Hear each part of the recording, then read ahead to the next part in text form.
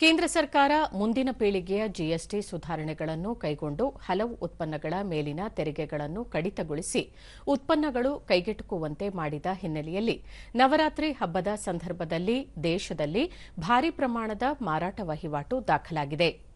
ಕಳೆದೊಂದು ದಶಕದಲ್ಲೇ ಅತ್ಯಧಿಕ ಎನ್ನಬಹುದಾದ ವಹಿವಾಟು ನಡೆದಿದ್ದು, ಜನರು ವಾಹನಗಳ ಖರೀದಿ, ಗೃಹ ಬಳಕೆ ವಸ್ತುಗಳ ಖರೀದಿ ಹಾಗೂ ಜೀವನ ಶೈಲಿಗೆ ಸಂಬಂಧಿಸಿದಂತೆ ಹೆಚ್ಚಿನ ಹಣವನ್ನು ಖರ್ಚು ಮಾಡಿದ್ದು, ಅದು ಹಬ್ಬದ ಸಂಭ್ರಮವನ್ನು ದುಪ್ಪಟ್ಟುಗೊಳಿಸಿರುವುದೇ ಅಲ್ಲದೆ ದಾಖಲೆ ಪ್ರಮಾಣದ ಮಾರಾಟ ವಹಿವಾಟು ನಡೆದಿದೆ. ಲಭ್ಯವಿರುವ ಅಂಕಿಅಂಶಗಳ ಪ್ರಕಾರ ನವರಾತ್ರಿ ಸಮಯದಲ್ಲಿ ಪ್ರಮುಖ ಕಂಪನಿಗಳ ಕಾರುಗಳು ಅಧಿಕ ಮಾರಾಟವಾಗಿವೆ. ಕಳೆದ ವರ್ಷದ ಹಬ್ಬದ ಋತುವಿಗೆ ಹೋಲಿಸಿದರೆ ಮಾರಾಟ ಪ್ರಮಾಣ ಶೇಕಡಾ 60ರಿಂದ 100ರಷ್ಟು ಹೆಚ್ಚಳವಾಗಿದೆ ಎಂದು ವರದಿಯಾಗಿದೆ.